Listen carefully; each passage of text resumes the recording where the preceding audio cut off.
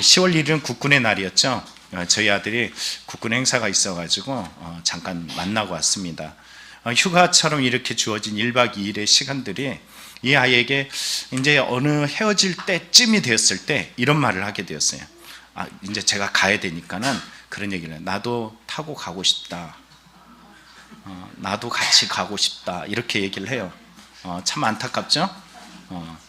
또 그뿐만이 아니에요. 얘가 이제 100일이 남았습니다. 100일. 그래서 저도 즐거움으로 병장이에요. 병장. 고맙습니다. 와와 해주셔서. 병장이 됐는데, 야 시영아 이제 100일밖에 안 남았잖아. 그러면은 그렇게 말하지 말래요. 그날이 오네요. 그날은 안 온다. 이렇게 말합니다. 근데 한번 가만히 생각을 해봤어요. 우리가 잘 알고 있잖아요. 군대에서 이 100일이 돼서 전역을 하고 나면은 모든 인생이 다, 모든 일들이 그냥 대로가 확 풀리고 모든 일들이 잘 되고, 군대보다는 다 모든 일이 쉽고 좋은 일만 있을까요? 그렇지 않습니다. 삶이라는 것이 그래요. 초등학교를 졸업하면은 중학교가 기다리고 있고요. 중학교 졸업할 때 우리에게 엄청난 꽃을 주고 돈도 주고 선물도 주면서 와 그러면서 옷을 찢고 막 별짓을 하지만, 고등학교 들어가면 또 고통이 있습니다.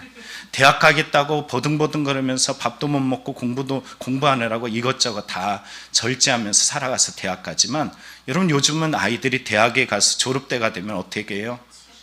취업 때문에 졸업을 안 하려고 대학원을 가거나 계속 미룹니다. 그러면 여러분 취업을 했어요. 그럼 모든 것이 끝날까요? 그러면 이제 솔로 탈출이라는 아주 엄청난 목적을 가지고서 결혼에 성공을 합니다. 그러면 또 멈췄을까요? 그럼 또 자녀를 출산하게 되고, 자녀를 출산하면 그 아이를 어떻게 키울까 전전긍긍하며 또 살죠. 아이들이 아픔과 아이들의 미래에 대한 여러 가지 걱정을 하다가 이제 아이들의 결혼 때가 되면, 이제 결혼을 딱 마치고 나면 와 모든 것이 다 끝났어. 과연? 그럼 또 노년이 기다리고 있어요. 이 엄청난 삶의 인생의 이 사이클을 보면요, 끝이 절대 끝이 아닙니다. 끝나는 시점에 또 뭔가가 새롭게 시작되어집니다. 그리스도인이라면 또 다른 것이 있죠. 노년의 세월이 끝이 아니에요. 뭐가 있어요? 천국이라는 분명한 또 새로운 길이 있습니다. 우리에게 주신 이런 놀라운 축복이 있습니다. 오늘 성경에도 마찬가지입니다. 오늘 본문에 보면은 출애굽을 염원하던 이스라엘 백성이에요. 이제는 그들이 출애굽하는 그 시점에 10가지 재앙을 받고 하나님의 임재를 눈으로 목격하게 되었어요. 그들은 온갖 금은보화를 끄집어 가지고 나오면서 춤을 추고 난리가 났습니다. 근데 하나님께서 그들을 어디로 인도하시냐면은 광야로 인도하셔. 상상하지 못할 광야로 인도하십니다. 이 광야라는 것도 어떤 길이에요? 결국은 우리가 거쳐가야 될 길이라는 것입니다. 하나님의 최종 목적은 이 광야에 있는 것도 아니고 출애굽에 있는 것이 아니고 저 가나안 땅에 있어요. 그러나 이 가나안 땅이 상징적인 것이죠. 이 땅에 살아가면서 우리에게 최종 목적은 가나안도 아니고, 가나안이라는 그 목적 안에 감춰진 하나님의 나라라는 것이 우리에게 주시는 메시지입니다. 오늘 본문 속에서 광야로 이끌어 가신 그 하나님, 오늘 제가 제목을 지나는 길, 그래 광야, 그 길은 지나는 길이야 라고 이야기하면서 오늘 이 광야에서 주시는 메시지가 우리에게 하나님을 알아가는 그 음성으로 고백되어지기를 간절히 축원합니다. 이게 없네? 좀 줄래? 네. 배터리가 하나가 떨어져 가지고요. 네. 첫째는 광야에서 신앙의 실력을 키워야 돼요. 여러분 광야가 어떤 곳이에요? 가기 싫은 곳, 회피하고 싶은 것, 힘든 것, 고난의 자리입니다. 그런데 오늘 성경에 보면 이렇게 말합니다. 바로가 하면서 그 가까운 길이 분명히 있습니다. 가까운 길이 있음에도 불구하고 하나님께서 홍해의 광야길로 그들을 인도하셨다라고 말씀하고 계십니다. 뭔가 이상하죠? 광야라는 곳이 어떤 곳이라고요? 고난이에요. 제가 알고 있는 목사님이 있습니다. 저희 원로 목사님하고 이제 친하신 여목사님이 계신데, 그 목사님이 광야를 지나가면서 버스에서 잠깐 내렸다, 와 죽겠다 이런 말씀을 하셨대요. 잠깐 내렸다가 타는데 이러면서 죽겠다라고 말씀하셨다 그러더라고요. 그런데 그곳이 어떤 세월을 보내냐면 40년을 보내. 40년. 뭔가 잘못된 것 아닐까. 여러분 이번 추석에 뉴스의 한 내용 중에 이런 내용이 있습니다. 차가 어느 날 농로에 꽉 갇히게 됐어요. 아시죠? 왜 차들이 엄청나게 농로에 그 좁은 농로로 다 몰렸을까? 뉴스의 내용은 그거예요. 특정 내비게이션이 모든 차들을 다 그 농로로 인도했다는 거예요. 그 특정 내비게이션을 사용하는 사람들이 그곳에 와서 그곳을 빠져나가는 동안에 몇 시간의 시간들을 허비했다라고 이야기해요. 하나님께서 광야로 인도하신 것은 내비게이션에 잘못된 것처럼 우리를 잘못 인도하는 걸까? 여러분과 저의 삶 속에 어떤 고난과 문제와 아픔 속에 인도하시는 이유들은 하나님께서 뭔가의 내비게이션으로 잘못 작동하시고 오류를 일으키는 것일까? 우리는 이런 생각을 해보게 됩니다. 그러나 그렇지 않다라는 것이 오늘 성경에 보여줬던 것처럼 뭐라고 말씀하셨어요? 이렇게 말하죠. 자, 오늘 보면은 바로가 백성을 보낸 후에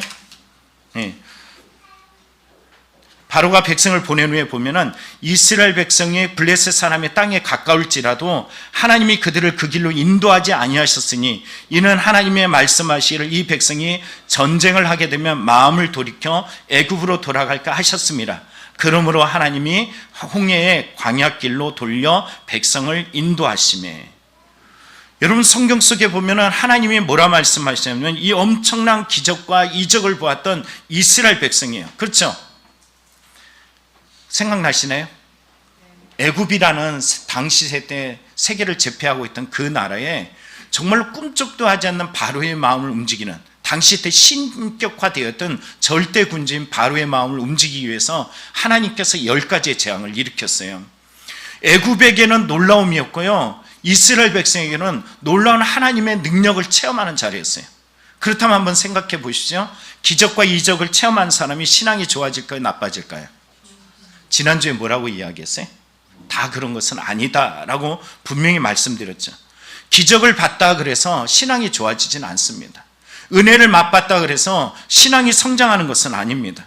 인격적으로 변화되고 훨씬 좋아지는 어떤 전보다 후가 훨씬 나아지는 것만은 아닙니다. 그들이 살아왔던 삶의 그 밟아왔던 걸음 속에 그들의 행위, 그들의 가치관, 그들의 살아가는 방식들은 참 안 바뀌어요. 옆 사람 보면서 이야기해보죠. 그치? 정말 안 바뀌어요. 바뀐 것 같은데 또 보면 또 그 자리에 있습니다. 400년의 이 노예로서의 통치를 받았던 애굽 사람들의 모습들도 마찬가지였어요. 이들이 얼마나 안 바뀌었는지 출애굽기 14장 다음 장인 홍해 앞에 홍해의 고난이 그들에게 닥쳐오자 그들이 던졌던 말은 이들이 얼마나 안 바뀌는지 보여줘요. 10가지 재앙을 보고 하나님과의 언약과 약속을 철두철미하게 했음에도 불구하고 진짜 안 바뀌는 이들의 모습이 이런 언어로 나옵니다. 자, 오늘 성경을 보면 이렇게 나와요. 한번 읽어볼까요? 이게 왜 꼬였을까요? 하나가 빠졌네. 예.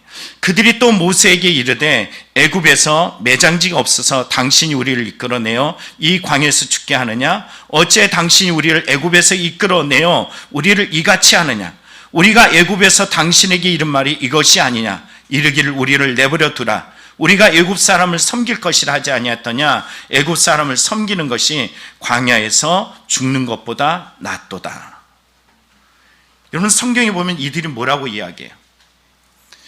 제가 2번이나 3번이나 이거 봤는데 이상하게 복사하면서 뭔가 잘못된 것 같아요. 좀 이해해 주시길 바랍니다. 뭔가 이상해. 잠깐만 체크해 보겠습니다. 자, 이들의 모습을 보면은 그들이 모세에게 이르되 애굽에 매장지가 없어서 당신이 우리를 이끌어내어 이 광야에서 죽게 하느냐? 어째 당신이 우리를 애굽에서 이끌어내어 우리에게 이같이 하느냐? 하면서 말하죠. 우리가 애굽에서 당신에게 이른 말이 이것이 아니냐? 우리를 내버려 두라. 우리가 애굽 사람들을 섬길 것이라 하지 아니었더냐? 애굽 사람을 섬기는 것이 광야에서 죽는 것보다 낫다. 이렇게 말하고 있어요. 여러분 이들이 변화됐어요? 안 변화됐어요? 하나도 안 변화됐어요. 기적과 이적을 체험하고 입술로 수없이 반복되었던 언약의 결단을 했지만 정말 바뀌어지지 않습니다. 이들의 정신의 모습들은 하나도 달라진 것이 없어요. 심지어 여러분은 홍해를 건너고 정말로 그들이 원하고 바라던 최종 목적지인 가나안 끝에 이르게 되었어요. 그 가나안 시작되어지는 그 시점 접경 지역에 이르는 곳을 가데스 바네아라고 이야기합니다. 이 가데스 바네에 이르렀을 때 여러분 성경에 보면 이들에게 하나님께서 12명의 지도자들을 세웁니다. 그리고 그들을 정탐하게 만드셨어요. 정탐하고 돌아온 이들이 하나님께서 주시겠다는 땅을 보고서 10명이 부정적인 말을 하는데 이렇게 말합니다. 그와 함께 올라갔던 사람들이 이르되 우리는 능히 올라가서 그 백성을 치지 못하리라. 그들은 우리보다 강하니라 하고 이스라엘 자손 앞에서 그 정탐한 땅을 악평하여 이르되 우리가 두루 다니며 정탐한 땅은 그 거주민을 삼키는 땅이요 거기서 본 모든 백성은 신장이 장대한 자들이며 거기서 네피림 후손과 아낙 자손의 거인들을 보았나니 우리는 스스로 보기에도 뭐다? 메뚜기다. 형편없다라는 거예요. 야, 우리가 얼마나 형편없는지 알아? 그들 보기에도 우리를 보면서 이렇게 형편없이 볼 거야, 이렇게 말하고 있습니다. 그러나 단 두 사람 갈렙과 여호수아가 말해요. 뭐라고 그러냐면 백성을 조용히 하고 야, 우리가 올라가자, 그 땅을 취하자, 이렇게 말합니다. 그뿐만이 아닙니다. 여호수아 갈렙이 옷을 찢어가면서 던졌던 말은 더 강렬해요. 우리가 두루 다니며 정탐한 땅은 심히 아름다운 땅이야. 여호와께서 우리를 기뻐하시고 우리가 그 땅으로 인도하여 들이시고 그 땅을 우리에게 주시리라. 과연 젖과 꿀이 흐르는 땅이야. 그걸 하나님이 우리에게 주실 것이야. 이렇게 말합니다. 근데 이스라엘 백성 광야를 지나면서 엄청난 은혜를 경험하게 되어지고 하나님의 이적과 기적을 체험했던 이 사람들이 뭐라고 이야기하냐면 누구의 말에 반응할까요? 여러분, 우리의 신앙을 보세요. 우리가 좋은 것과 나쁜 것이 있으면 좋은 것에 반응해요? 나쁜 것에 반응해요? 진짜요? 이들은 이렇게 말합니다. 온 회중이 소리를 높여 부르짖으며 백성이 밤새도록 통곡하였대. 왜? 이스라엘 자손이 다 모세 아론을 원망하고 온 회중이 그들에게 이르되 우리가 애굽 땅에서 죽거나 이 광야에서 죽었으면 좋았을 것을 어찌하여 여호와가 우리를 그 땅으로 인도하여 칼에 쓰러지게 하려 하는가? 우리 처자가 사로잡히니 어디로 돌아가자? 나온 땅으로 다시 돌아가자요. 여러분, 이들이 말한 이 말들을 가만히 들어보시죠. 애굽으로 돌아가는 것이 낫겠다, 이렇게 말합니다. 내가 불평하고 원망한데 내가 왜 여기 있지? 아무리 좋은 것을 줘도 왜 여기 있지? 라고 생각하는 것. 여기 부천에 가면은 고감독이라는 분이 계십니다. 그 감독이 미국에 가가지고 엄청난 속담을 하나 듣고서 목회자들에게 자주 말씀하시는 것이 있어요. 지옥이라는 말을 미국 사람들이 하는데 어디를 지옥이라고 이야기하냐면 내가 왜 여기 있지? 자, 보세요. 따라해 보세요. 내가 왜 여기 있지? 여기가 지옥이래요. 오늘 예배 드리면서 내가 왜 여기 있어야 돼? 내가 왜 이 사람하고 살아야 돼? 우리 직장은 왜 이 모양이야? 내 집안 사람들은 왜 이래? 우리 엄마 우리 아빠는 왜 이래? 내 삶이라는 것은 왜 이 모양 이 꼴이야? 여기가 뭐라고요? 지옥이라는 거예요. 여러분, 분명하게 하나님께서 주시는 말씀은요, 가나안 땅을 점령하고 다시 정탐하고 보게 하셨어요. 젖과 꿀이 흐르는 그 땅을 보여주시면서 너에게 줄 거야 라고 이야기했어요. 근데 부정적으로 보고 부정적으로 반응하고 부정적인 보고에 의해서 긍정적인 보고가 아무것도 아닌 것이 되어지면서 자기의 삶 속에 부정적으로 살아가면서 허탈해하면서 이전의 삶으로, 과거의 삶으로 죽었던 그 인생 속으로 다시 돌아가고자 원하는 이 마음이 뭐예요? 거기가 바로 지옥입니다. 오늘 여러분의 인생은 환경이 문제가 아니라 실제적 문제는 어떻게 바라보느냐가 문제예요. 여러분의 인생에 다가오는 수많은 광야들 많잖아요. 이 광야를 맞부딪혔을 때 내가 어떻게 바라볼 것인가? 여러분, 가장 지켜야 될 것이 뭘까요? 물은 성경은 이렇게 말해요. 물은 마음을 지켜라. 생명이 이에서 남이니라. 뭘 지키라고요? 마음을 지키래. 근데 이스라엘 백성이 광야길에서 하나님이 그들을 광야를 지날 수 있도록 공급해 주셨던 놀라운 축복의 매개가 하나 있습니다. 그 뭐냐면 만나라는 것이에요. 그들이 먹을 것이 없을 때 하늘에서 만나를 내려줄 때 이들이 만나를 보면서 이게 뭐지? 그래서 만나의 뜻이 이게 뭐지? 이거예요. 그들이 감동한 거예요. 놀란 거예요. 이게 도대체 이게 뭐야? 우와, 이게 뭐야? 그랬더니 그래, 만나가 이게 뭐야야. 이래서 만나라는 이름을 줘줬어요. 여러분의 옆 사람들이 어느 날 처음 만났을 때 와, 이런 사람 만나게 하다니. 민지자매, 그렇죠? 이런 사람 만나게 하다니. 근데 어느 날 시점에 어느 날 상황 속에 어려움과 문제가 직면하게 되면 뭐라고 이야기해? 감정이 무너져요. 감정이. 여러분의 삶에 감정이 무너집니다. 감정이 무너지면 만나를 어떻게 고백하냐면 이렇게 말해요. 민수기 21장에 백성이 마음이 상하니라 그랬죠? 그러더니 하나님과 모세를 원망하고 심지어는 만나를 뭐라고 이야기해? 세 번째 빨간 글씨로 써있죠? 이 하찮은 음식을 싫어하노라.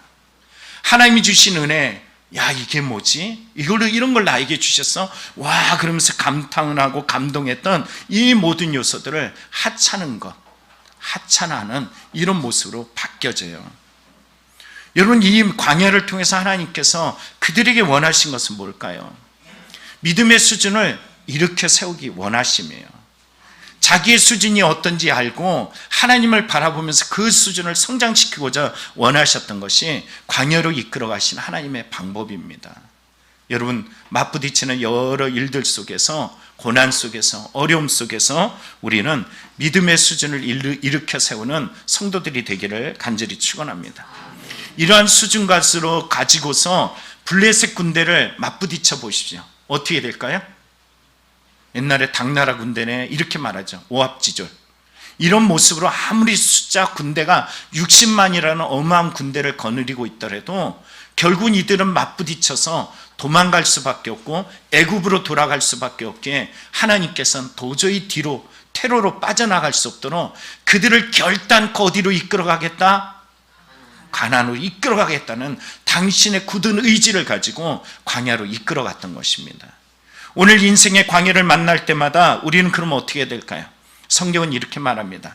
같이 읽어봅니다. 시작. 그런즉 너희가 어떻게 행할지를 자세히 주의하여 지혜 없는 자 같이 하지 말고 오직 지혜 있는 자 같이 하여 세월을 아끼라. 때가 악하니라. 그러므로 어리석은 자가 되지 말고 오직 주의 뜻이 무엇인지 이해하라. 아멘. 두 번째는 광야로 인도하신 이유는 광야에서 하나님을 알아가기를 원하시고 계세요. 여러분 인생의 고난 속에서 하나님을 알아가기를 간절히 축원합니다. 13장 17절에 보면은 하나님께서 광야로 인도하신 이 플랜은 A 플랜보다는 B 플랜이 훨씬 낫기 때문이에요. 맞죠? 첫 번째 이 하나님이 계획하신 것보다는 이들이 B의 방법들을 가는 것이 그들에게 훨씬 나은 것이기 때문이라는 것이에요. 하나님이 그들을 죽이려고 한 것이 아니라 A보다 B가 훨씬 낫기 때문에 그들을 인도하신 것이에요. 그들이 애굽으로 다시 돌아가면 어떤 일이 있냐면 애굽의 실체를 여러분 성경에서 발견하게 되는데 400년 동안 노예로 전락시켰어요. 그리고 자식들을 데려다가 아무 때나 마음대로 죽였어요. 이들을 노역을 삼는데 아무 때나 때리고 그들이 죽어지는 상황 속에서도 곤욕 속에 할 수 있는 말들은 뭐예요? 자식이 죽어질 때 그냥 바라보는 거, 내 자식을 잡아가는데 절망하는 거, 그리고 자신들의 곤욕 속에 노출됐을 때 그냥 신음소리 낼 수 있는 거, 이게 다였어요. 그런데 이러한 고통 속에 있을 때 하나님께서 무엇보다도 그들이 그곳으로 돌아가면 종살이를 해요. 종살이. 애굽의 종살이를 합니다. 그리고 10가지의 그곳에 있는 신들이 애굽 사람들을 통해서 그들의 마음과 정신과 삶과 모든 것들을 통치하게 만들었어요. 그래서 애굽의 종노릇한다, 죄의 종노릇한다 이 말을 하고 있습니다. 그래서 하나님께서 그들을 건져내셔서 광야로 인도하신 겁니다. 사는 것이 사는 것 같지 않은 그들에게 건져주신 것이라는 거죠. 광야에서 그들이 비록 힘들고 어렵고 슬프고 많은 것을 누리진 않지만 하나님께서 주신 것이 있어요. 마음껏 하나님을 예배할 수 있는 것, 또 그들에게 자유라는 것을 주셨다는 거예요. 여러분 이 엄청난 자유를 받은 그들, 하나님께서 왜 그곳에 인도하셨을까? 왜 힘들고 고통스럽고 절망적인 곳에서 하나님은 이 광야 생활을 계속하게 하셨을까? 어느 날 기도하다가 이런 생각이 들었습니다. 우리 교회를 가만히 성도님들을 생각해 보니까는 진짜 죽음의 그 끝에 갔다가 살아난 성도들이 제법 많아요. 한번 생각해 보세요. 많죠? 정말 많더라고요. 이 죽음의 끝에 갔는데 어떤 성도는 죽음의 끝에 갔다가 그는 이제 걷지도 못하고 잠도 못 자고 그리고 귀신 들리고 엄청 힘들었던 성도가 한 명 있단 말이에요. 근데 그 성도는 이제 완전히 나음을 입었어요. 제가 누굴 얘기하는지 알 겁니다. 못 걸었던 사람이 걷게 되어지고, 잠을 못 자던 사람이 약을, 그 수면제를 최고 양을 한 알만 먹어도 위험한데 두 알을 먹어야지 겨우 자는 사람이 예수 그리스도를 영접하는 순간에 그냥 잠의 문제들이 완전히 해결돼 버렸어요. 그래서 저한테 뭐라 그랬냐면, 목사님 이제는 제가 죽을 날이 오면 절대 저에게 찾아오지 마시고 제가 그냥 주님만 바라볼 수 있도록 병원에 데려가지 마세요, 이렇게 말했던 사람이에요. 그런데 그 사람이 세종병원에 갔다가, 그리고서 우리 성도님들이 간절히 기도하는 가운데 병원에서 살 가망이 없습니다 라고 했던 사람이 살아나서 돌아왔어요. 그리고 완치가 되었어요. 여러분, 완치되었을 때 빼짝 말랐던 사람이 한 달 지나면서 얼굴이 번쩍번쩍거리고 막 근육이 생기고 힘이 생겨가지고 우리 성도님들이 그분이 이런 회복의 역사를 보면서 놀랐던 적이 있습니다. 근데 심지어 이 사람이 회복되고 뭐라고 이야기했어요? 목사님이 날 치료했어요? 하나님이 날 치료했어요? 웃기는 소리 하지 마십시오. 내가 치료했어요. 내가 한 거예요, 내가. 이렇게 얘기를 했어요. 그리고서 그가 갑자기 저기 우리 방송실에 있는 류영재에게 찾아가가지고 했던 말이 있죠. 목사님이 보냈어요. 내 머리를 좀 깎아주세요. 여러분, 이 얘기가 왜냐하면 류영재하고 당시 시에 때 이분하고 만날 틈이 한 번도 없었어요. 얼굴을 서로 몰라. 그리고 이분이 사는 곳과 미장원하고 거리가 멀어요. 주위에 미장원이 허다합니다. 근데 그 허다한 미장원을 다 남기고서 어떻게 류영재를 찾아갔는지, 류영재를 찾아갔고 내 머리 깎아주세요. 그래서 머리를 깎아주고, 그리고선 집에 돌아가서 갑자기 급사했어요. 급사. 죽었단 말이에요. 근데 이게 갑자기 생각나더라고요. 기도하는데 요 근래에요. 그리고선 생각한 것이 하나 있습니다. 우리의 성도님들을 생각해 보니까는 정말 죽었다 살아난 사람이 한두 명이 아니에요. 여러분 한번 생각해 보세요. 많아요. 그런데 다른 사람들을 한번 생각해 봤어요. 저도 포함됩니다. 저도 죽었다 살아나는 경우들이 많아요. 근데 왜 나는 살려주지? 나도 엉망으로 살고 하나님 뜻 앞에 바르게 살지 않고 온전하게 살지 못했는데 주여라는 말만 들리면은 눈물을 흘렸던 사람이 나고, 그리고 여러 성도들 중에 제가 찾아가면은 주님이 찾아간 것처럼 저를 보면서 눈물을 흘렸던 사람들이 많은데, 왜 그 사람들이 하나님을 떠나고 하나님께 가까이 있지 않고 하나님의 은혜들을 상실하는 가운데 있음에도 불구하고 왜 하나님은 그들은 살려주고 왜 저 사람은 데려갔을까라는 질문이 갑자기 오게 되었어요. 여러분, 이해가 돼요? 하나님은 왜 그랬을까요? 하나님 마음이니까? 출애굽기 14장에 보면은 이렇게 말합니다. 다음 장에 보면은 엄청난 고난과 어려움이 또다시 와요. 근데 그 어려움이 이 바로가 침투해서 쳐들어올 때, 이들이 광야에 있을 때 뭐라고 표현하냐면 3절에 그들을 이렇게 말해요. 광야에 갇힌 바 되었다. 애굽 왕의 눈으로 볼 때 저 애굽 이스라엘 백성 광야에 갇혔어. 더 이상 헤어나올 수 없어. 끝장났어. 이렇게 말해요. 근데 그 광야 속에 있을 때 하나님께서 목적한 바가 있어요. 뭡니까? 나를 여호와인 줄 알리라. 하나님은 당신을 드러내길 원하셨어요. 그런데 여러분, 서두에 말했던 전자의 사람은 자기가 하나님이래. 그랬더니 하나님이 그 사람을 데려가 버렸어요. 근데 두 번째, 세 번째, 네 번째, 다섯 번째, 여섯 번째 사람은 오늘도 숨 쉬면서 저도 여기 있고요, 여러분도 여기 있어요. 그리고 우리 교회를 떠나서 이사간 분도 계셔요. 그리고 병원에서도 듣는 분도 계셔요. 우리의 삶 속에 이러한 죽음의 위협 속에서 왜 하나님이 나의 목숨을 부지하게 만드는 걸까?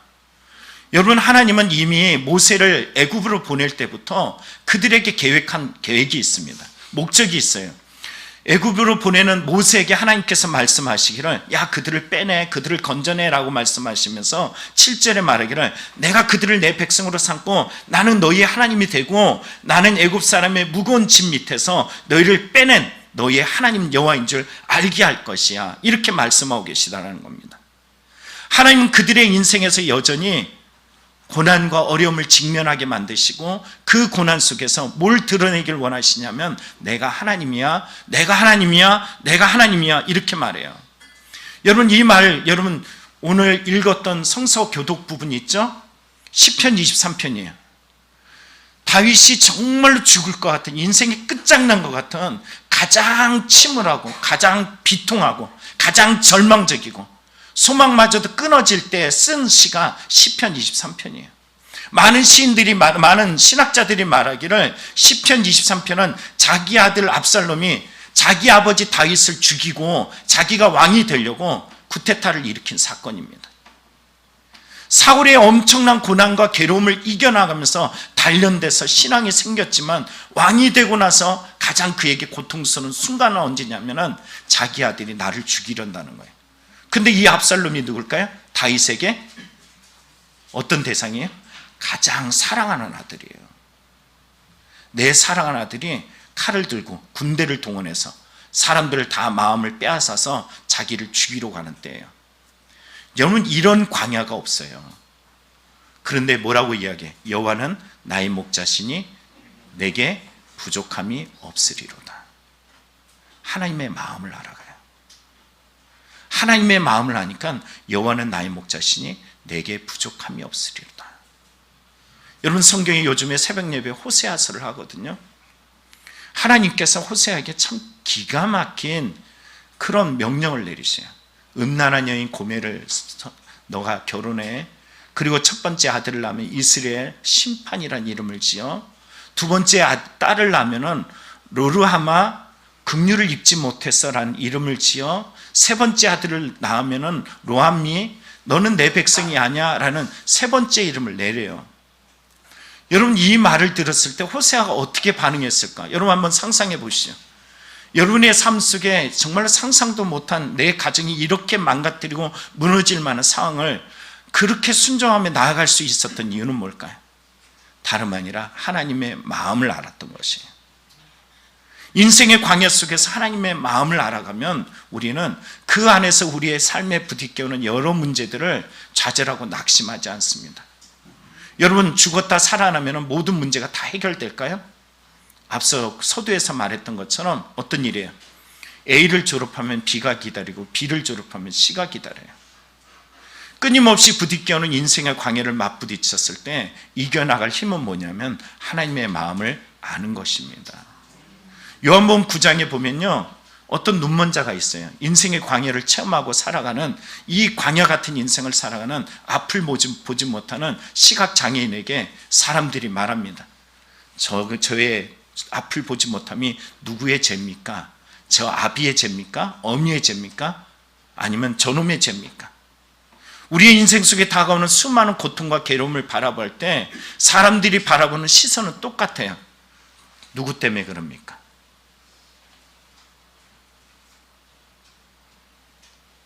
누구의 죄입니까? 묻습니다. 그런데 그럴 때 예수님께서 하신 말씀 뭐예요? 하나님께서 하시고자 하는 일이 있다. 여러분 제가 서두에 앞에 말했던 것처럼 인생의 어떤 사람은 죽었어요. 그러나 어떤 사람은 살았어요. 저도 그러고 여러분도 살아있어요. 저도 총에 의해서 죽을 뻔한 상황에 놓인 적도 있었고 사고로 죽을 뻔한 그런 상황들도 많았어요. 여러분의 삶에 끊임없이 어떤 인생의 광야를 맞닥뜨렸을 때 여러분 왜 나에게 이런 일들을 주십니까? 하나님은 A보다 B라는 플랜이 훨씬 좋은 방법이고 그 안에서 하나님이 우리를 살리고자 원하시는 그 뜻이 있기 때문입니다. 이 뜻을 발견하며 하나님을 알아가는 성도가 되길 축복합니다. 세 번째는 광야의 시간들은 다 지나간다는 사실입니다. 유대인의 신앙 교육서인 미드라시라는 것이 있어요. 여기에 보면은 다윗의 이야기가 나오는데요. 어느 날 다윗이 세공사를 불러드립니다. 그러면서 그에게 주문을 해요. 야, 내가 전쟁에 승리를 하고 나서 그리고선 막 사람들이 환호할 때 내가 교만하지 않고 겸손할 수 있는 말, 그리고 또 내가 어떤 엄청난 고난과 괴로움과 문제에 직면했을 때 내가 이 마음 문제로 인해서 낙심하거나 좌절하지 않고 이 모든 일들 속에 용기를 낼 수 있는 글귀를, 이 반지를 하나 만들어서 거기에다 써넣어, 이렇게 말합니다.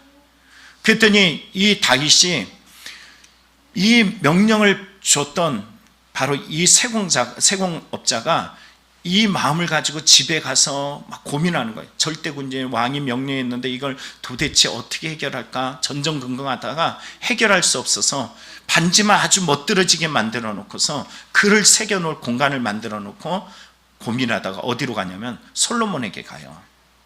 솔로몬에게 찾아가서 자기의 이 지금까지 일어났던 일들을 다 쏟아냅니다. 그때는 솔로몬이 글귀를 하나 줍니다. 따라해 보시죠. 이 또한 지나가리라. 여러분이 인생과 고난 속에 광야에 묻혔을 때, 더 이상 앞뒤가 보여지지 않고 이게 다인 것 같을 때 여러분 기억해 보십시오. 이 또한 지나가리라. 광야의 40년이 안 지나갈 것 같지만 지나갔어요. 우리 인생에 아무리 슬픈다 그래도 슬픔의 날들은 지나갑니다. 아무리 행복하다 그래도 행복한 날들도 다 지나갑니다. 여행을 가보면 알잖아요. 여행을 간다고 막 설레는데 금세 여행이 끝나고 돌아와야 돼요. 우리 인생이 바로 그와 같습니다. 쉼없이 흘러가는 시간들입니다. 그러나 그 시간 속에 하나님이 그 지나가는 세월조차도 하나님의 약속이 있어요. 어떤 약속일까요? 내가 구름 기둥과 불 기둥으로 너희를 떠나지 아니하리라. 하나님이 이 약속을 가지고 오늘도 우리에게 찾아오고 계시다는 것입니다. 그러기에 여러분은 오늘도 광야를 지나갈 때 좌절하거나 낙심하거나 또 그것에 너무 행복한 일이 있다고 나의 마음을 다 빼앗기지 마시기 바랍니다. 이 또한 지나갈 거야. 이 또한 지나갈 거야. 잊지 마시고 살아가는 성도가 되길 축복합니다. 저는 새벽에 눈 뜰 때마다 어떤 마음이 드냐면은 광야가 보여요. 그러나 광야에 광야만 보지는 않습니다. 광야에서 불기둥을 보고 구름기둥을 볼 수 있는 하나님이 믿음을 주셨습니다. 그 인생의 광야를 맞닥뜨릴 때 우리는 여러분의 인생의 그 광야를 바라보면서 오늘 말씀을 기억해 보시기 바랍니다. 첫째 뭐예요? 그 광야에서 실력을 키워라. 믿음의 실력, 은혜의 실력, 신앙의 실력을 키워라. 두 번째 뭐 하라고요? 광야에서 하나님을 알아가십시오. 왜 나에게 이런 문제를 주셨을까? 왜 나에게 이런 고통을 주셨을까? 왜 나에게 이런 상황들을 주셨을까? 여러분, 그 상황 속에서 하나님은 당신을 드러내길 원하십니다. 세 번째는 이런 모든 광야들도 결국은 지나갈 것이에요. 지금의 순간들, 이 광야 시간이 너무 소중한 시간입니다. 이 소중한 시간들을 잃어버리지 마시기 바랍니다. 하나님은 여러분을 너무 사랑하셔서 최고의 길, 너희가 악할지라도 자식에게 좋은 것을 줄 줄 알거든 하물며 너희 하늘에 계신 하나님과 보랴. 이 인생의 광야에 하나님의 가장 좋은 플랜이 우리에게 있습니다. 그 하나님을 바라보면서 이 광야를 잘 완주해 나가는 저와 여러분들이 다 되기를 간절히 축원합니다. 기도하겠습니다.